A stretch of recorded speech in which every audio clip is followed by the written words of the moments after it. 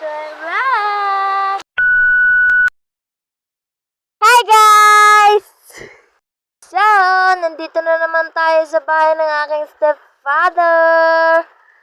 Ayan, at nagluluto dyan si mama ng chicharong bulaklak at napakasarap na maalat. Lamok na nga lang nakikinabang sa katawan ko. Napatay ko pa.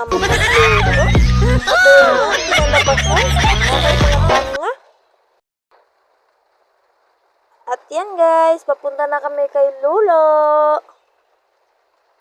Ayan, malapit na kami, nandito kami sa kalsada. Ayan, natumigil muna kami rito para bumili ng gas. At malapit na rin maubos tong gas ng motor. At ayan, nakabili ng aking kapatid. Back to rides ulit. Ayan. Ayan, nandito na kami. At ayan nga, sinasako pa ng kapatid ko yung mga pagkain ng baboy. At diyan kami bababa mamaya pagdating nila mama. Ayan, pababa na kami. Medyo maputik-putik pa at panay ulan. So, yung natadaanan namin dyan, mga kamag-anak ko lang din yan. At ayan nga, yung kapatid ko, dala-dala na isang plastic ng pagkain ng baboy. At ayan, ang gabi ni tita. Pero mas maganda, katabi kita gabi-gabi. Hala. La, OA mo dun, OA mo. Ayan, naglalakad na naman kami.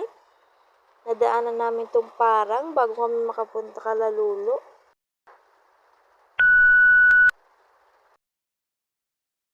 Ayan, malapit-lapit na nga tayo kay Lulo. At ayan nga, nakita pa namin din si tatay at nanay na napaka-sweet. At ayan, tuloy-tuloy ulit sa paglalakad. At ayan, pababa na. Ayan nga, may nakikita na kami mga tao. At ayan nga, palapit pa nga aking pinsan. At nakita niya si Totoy. Ayan, malapit na tayo sa bahay. Ayan na nga. Unang bumungad si tita. At ayan nga, punong-puno ang bahay ni Lulo. Isa na lang talaga, aandar na. At ayan nga, nagmano muna ako. Ano kunyari may galang? Hindi lahat ng chismosa nasa kanto. Yung iba, nandito lang sa Facebook, oh. Nanonood ka.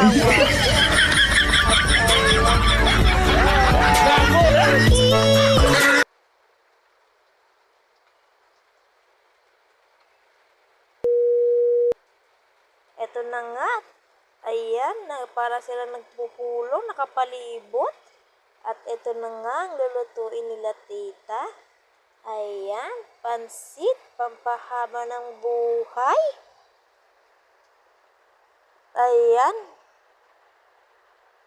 Nagbabalat sila dyan ng maliliit na hipon. Tinatanggalan nila ng buto. At ayan nga, for the luto na naman si mama. Ayan, at ginigisa niya ng mga sangkap. Inuna niyo munang gigisa dyan yung bawang, sibuyas, at sinunod yung manok. At pangatlo yung hipon.